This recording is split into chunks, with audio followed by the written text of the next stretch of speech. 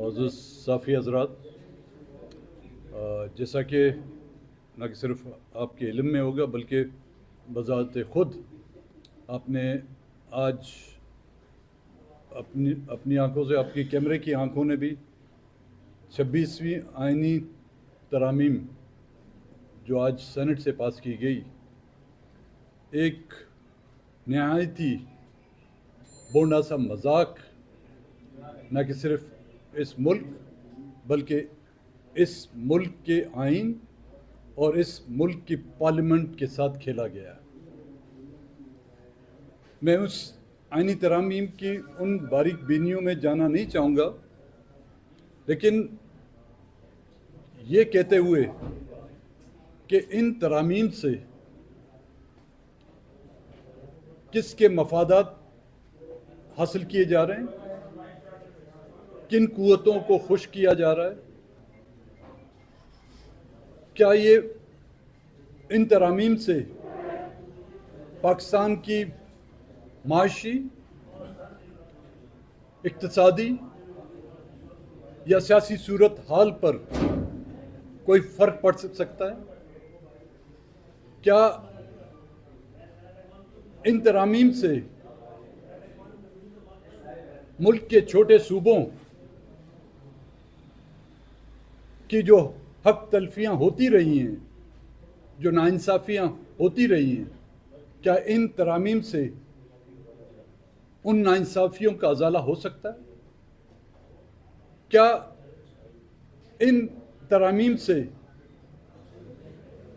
جس کی لیے جو ہے نا تقریباً 1.5-2 مہینے سے دن رات یہاں کی پولیٹیکل پارٹیاں، یہاں کی خفیہ ادارے، یہاں کی سیاسی قیادت دن رات ایک کر کے انہوں نے کیا غربت کی خاتمے کے لیے کیے گئے؟ کیا ملک کی معیشت کو بہتر کرنے کے لیے کیے گئے؟ صرف اور صرف کسی نے اپنے اقتدار کے لیے، اس کو سیکیور کرنے کے لیے، اور کئیوں نے آنے والے دنوں میں الیکشن اور اقتدار کے لیے اپنی سی وی بنا کر اداروں کے سامنے پیش کی، اپنی کارکردگی، اپنے اکابرین کی جمہوریت کی خاطر قربانی کو ملیہ میٹ کر کر ان کی جمہوریت کے لیے قربانیوں کو نظر انداز کر کر ان قوتوں کا ساتھ دیا جنہوں نے اس ملک کی جمہوریت پر ہمیشہ شب خون مارا، ان قوتوں کے اعلی کار بنے جن کے ہاتھوں سے ان کے نہ کہ سیاسی اکابرین، ان کے خاندان کے لوگوں کو شہید کیا گیا۔ ان کو تو ان مظلوم عوام کی کوئی فکر نہیں، یہاں تک کہ انہوں نے اپنے آباء و اجداد کی وہ قبریں بھی بلا دی، وہ خون کے دبے جو کسی ڈکٹیٹر کے سینوں پہ تھے، ان شہیدوں کے، چاہے وہ کراچی کے کارساز حملے میں شہید ہوئے ہوں، چاہے جمہوریت کے لیے کسی نے کی بحالی کے لیے کسی نے کوڑے کھائے ہوئے ہوں، یا ان کے بزرگوں کی جو قربانیاں تھیں ان خون کے چھینٹے اب یہ کوئی نہیں کہہ سکے گا کہ کسی ڈکٹیٹر کی وردی پہ ہیں، بلکہ ان جمہوریت پسند اور ان اقتدار پسند کے چہروں اور دامن میں جو ہے واضح اور صاف نظر آ رہے ہیں۔ بلوچستان نیشنل پارٹی نے ہم ہمیشہ پارلیمانی جمہوری سیاست کو اپنایا۔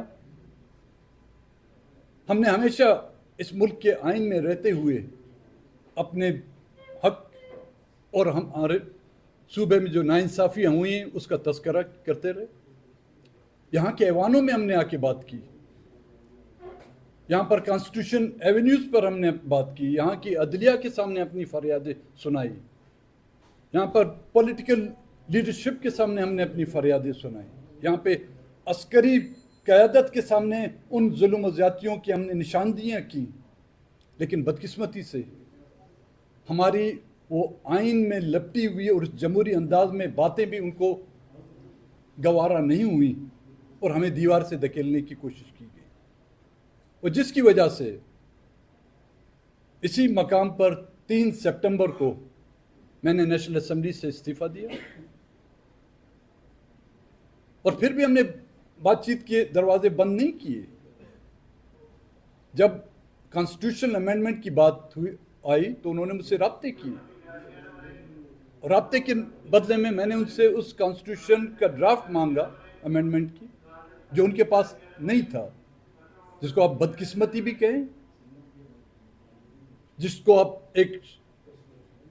शर्मनाक अमल भी कह सकते हैं, कि जो अमेंडमेंट वो लाना चाहते हैं उसका ड्राफ्ट उनके पास नहीं, जो इसको अमेंडमेंट को का जो अपने आप को खालिक समझते हैं।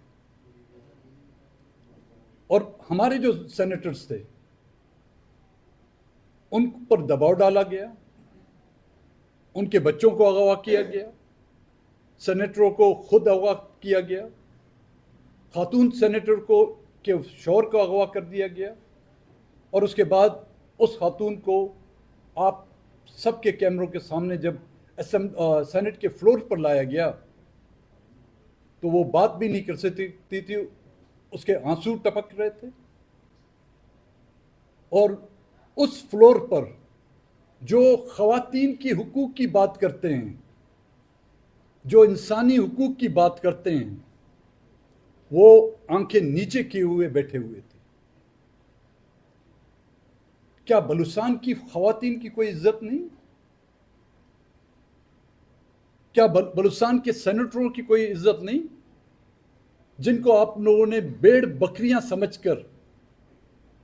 आप उनको घसीटते हुए ऐवान में लाते हैं, उनसे वोट दिलाने की कोशिश करते हैं और कहते हैं आईनी तरामीम 73 के आइन। क्या जुल्फकार अली भुट्टो ने 73 का आइन इसलिए बनाया था कि बलूचिस्तान के लोगों की अमेंडमेंट जो है उसमें लाई जाती है, बलूचिस्तान के लोगों की ख़वातीन की चीख व पुकार और आंसू उसमें शामिल हो? क्या इसलिए 73 के आइन को जो है वो सीना तान कर कहते हैं कि जी 73 का आइन हम लाए हैं, 18वीं तरमीम हम लाए हैं? ये कौन सी तरमीम थी? अगवा बराए ताउन तो हमने सुना था, अगवा बराए वोट हम सब ने अपनी आंखों के सामने आपने भी देखा होगा।